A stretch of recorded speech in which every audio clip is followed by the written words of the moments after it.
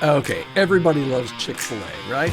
I've only met one person in my life that does not like Chick-fil-A. Of course, most of my friends are Christians, and it is Christian chicken, but the only person I've ever met is my son. He does not like Chick-fil-A. I'm like, you're not my son. But seriously, though, today, we're going to talk about Chick-fil-A and about hiring, okay, in your church. Chick-fil-A has mastered the art of hospitality, whether you like them or you don't like them. And on Sundays they're closed, but they're still winning at service.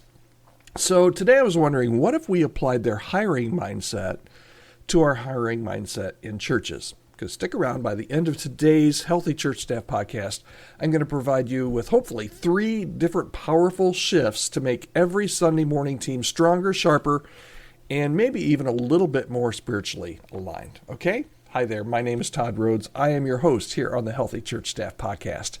All right, let's take a look at this and some of the things that we can learn when we're hiring staff in our churches that Chick-fil-A does just as part of their DNA. And maybe we could do this a little bit better sometimes in the church. Okay, 3 different points I want to make here. The first is that Chick-fil-A hires for character, not just competence, okay?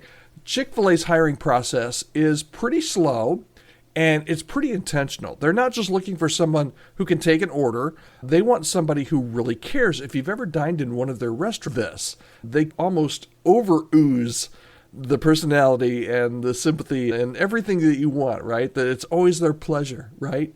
So they hire for character, not just competence.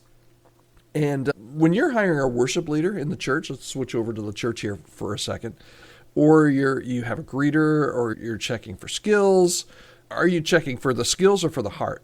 And too often we prioritize just the ability. Like if you're hiring a worship leader or a worship pastor, you're prioritizing just that musical ability or even their availability. But what about their empathy or humility? They're incredibly important.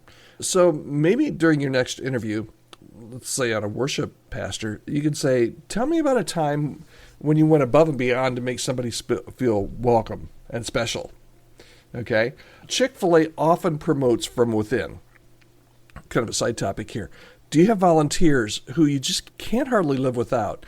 Volunteers that are just hitting it absolutely out of the park, that could be trained, or maybe should be trained and trusted more, and maybe if you have a staff opening, maybe you need to look internally on your team. Okay, so that's the first point I want to talk about is that we need to hire for character and not just competence. Competence, don't get me wrong, don't hear me saying that competence isn't important. It absolutely is, but you should hire for character as well. Okay, here's point number 2. Training at Chick-fil-A is ongoing. It's not just one time and done. Okay, every Chick-fil-A employee, from the teenagers that they hire all the way up to the team leads, they undergo ongoing training. And that includes for tone, for posture, for response. We already mentioned my pleasure is their go-to words, right? But do we do this in the church? Too many of us train either our volunteers or our staff members. We do an onboarding process, get them going. We do it once, and then we expect that excellence or whatever we drilled into their head or tried to explain to them about our church, we expect that excellence to last forever. But think about it like this. You don't just clean the restrooms once a year, right?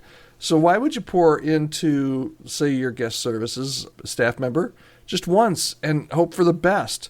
It's an ongoing with all of our employees, with all of our staff. That training should be ongoing, and not just for the staff. It should be for you too. You should be learning as well.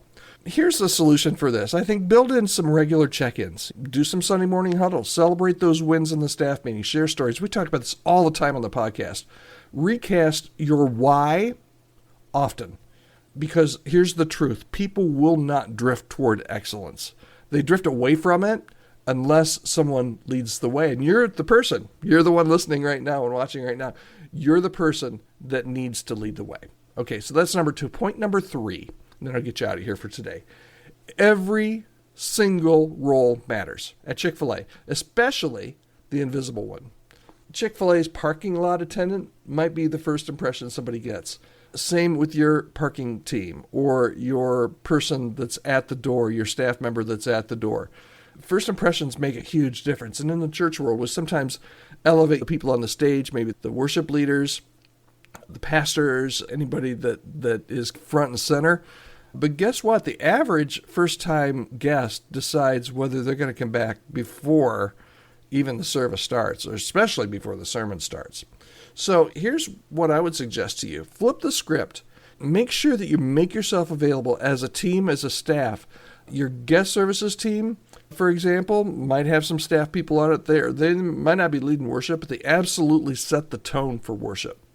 So here's a question for you. What if your next worship hire was also somebody who deeply understood hospitality, or someone who just made space for guests to meet Jesus, not just hear a good band? Okay, so whether you're hiring your next worship leader, your volunteer coordinator, your whatever, remember this. The best people don't just show up. They're selected, they're shaped, and they're celebrated.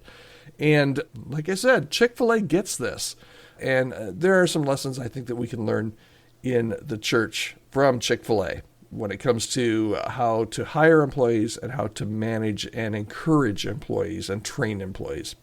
So hopefully this video maybe just gave you one idea, one thing you can run with, and I hope that's my hope for you today. If it did, I'd love to hear from you. You can always reach out to me, podcast@chemistrystaffing.com. If you're watching this on YouTube, you can leave a comment in the comment sections. I would love to hear that. Read each and every comment, whether it's sent in the comment section or via email at podcast@chemistrystaffing.com. We're here for you every weekday, Monday through Friday, here on the Healthy Church Staff Podcast. I hope you'll join me again tomorrow. I don't even know what we're talking about tomorrow, but it's going to be good, so I hope you'll join me.